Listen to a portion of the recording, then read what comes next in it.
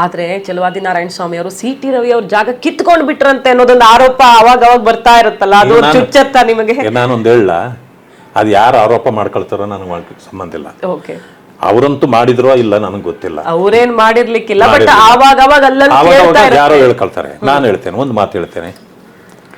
ನಾನು ಪಕ್ಷಕ್ಕೆ ಬಂದೆ. ಪಕ್ಷದಲ್ಲಿ ಬೆಳಗ್ಗೆ 9ರಿಂದ 9-10 ಗಂಟೆಗೆ ಬಂದ್ರೆ ಸಂಜೆ 6 ಗಂಟೆವರೆಗೂ ಇಲ್ಲಿ ಕೆಲಸ ಮಾಡಿ ಹೋಗ್ತಿದ್ದೆ. 2 ವರ್ಷದಲ್ಲಿ SC ಮೋರ್ಚಾ ಅಧ್ಯಕ್ಷರು ಮಾಡಿದ್ರು. ನಮ್ಮಲ್ಲಿ 7 ಮೋರ್ಚಾಗಳಿದೆ. SC ಮೋರ್ಚಾ ಅಂದ್ರೆ 7ನೇ ಮೋರ್ಚಾ. ಅದನ್ನ ಬಹಳ ಕಷ್ಟಪಟ್ಟು ಮೊದಲನೇ ಮೋರ್ಚಾ ಆಗಿ ನಾನು ನಿರೂಪಣೆ ಮಾಡಿದೆ. ಅದಾದ ತಕ್ಷಣನೇ ನಾನೇನು ದೊಡ್ಡ ಲಾಬಿ ಮಾಡಲಿಲ್ಲ ನನಗೆ MLC ಕೊಡಿ ಅಂತ. ಪಕ್ಷ ಗುರುತಿಸಿ ಕೊಡ್ತು. ಸ್ಟೆಪ್ ಬೈ ಸ್ಟೆಪ್ ಬಂದಿದ್ದೀರಾ? ಹೌದು, ಅವರೇ ಕೊಟ್ಟಿದ್ದು, ನಾನೇನು ಕೇಳಿದ್ದಲ್ಲ. ನನ್ನನ್ನು ಅದಕ್ಕೆ ಮುಂಚೆ ನನ್ನನ್ನು ಚೇರ್ಮನ್ ಆಗಿ ಯಡಿಯೂರಪ್ಪ ಅವರು ಚೇರ್ಮನ್ ಆಗಿ ನನ್ನನ್ನು ಅನೌನ್ಸ್ ಮಾಡಿದ್ರು. ಅದನ್ನು ಸ್ವಾಮಿ ನನಗೆ ಚೇರ್ಮನ್ ಬೇಡ, ಪಕ್ಷದ ಇದರಲ್ಲಿ ಇತಿಮಿತಿಯಲ್ಲಿ ನಾನು ಕೆಲಸ ಮಾಡಬೇಕು, ನಾನು ಚೇರ್ಮನ್ ಗಿರಿ ತಗೊಳ್ಳಲ್ಲ ಅಂತ ಬಿಟ್ಟೆ.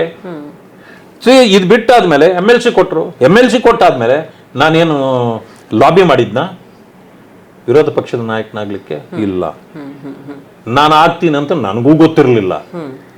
ಅದರಲ್ಲೂ ನಾನು ಕೇಳಲಿಕ್ಕೂ ಒಂದು ಯೋಗ್ಯತೆ ಬೇಕು.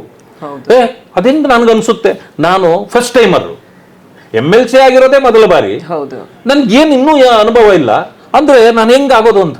ಆದ್ರೆ ಪಕ್ಷ ನನ್ನ ಮೇಲೆ ಭರವಸೆ ಇಟ್ಟು ನನಗೆ ಕೊಟ್ಟರು.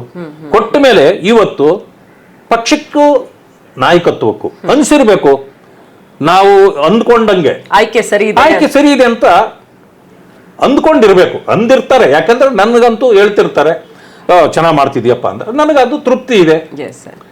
ಆದ್ರಿಂದ ಮಾಡ್ತಾ ಇದ್ದೀನಿ ಅಂತಂದ್ರೆ ನನ್ನ ಯೋಗ್ಯತೆ ಮೇಲೆ ನನ್ನ ಆಯ್ಕೆ ಮಾಡಿದಾರೆ ಅಂತ, ಲಾಬಿ ಮೇಲೆ ಅಲ್ಲ. ನಾನು ಇನ್ನೂ ಒಂದು ಹೇಳ್ತೇನೆ, ಈ ಪಕ್ಷದಲ್ಲಿ ಲಾಬಿ ಮಾಡೋನಿದೆಲ್ಲ ದಡ್ಡ. ಲಾಬಿ ಮಾಡಿ ಏನೂ ಮಾಡಕ್ಕಾಗೋದಿಲ್ಲ.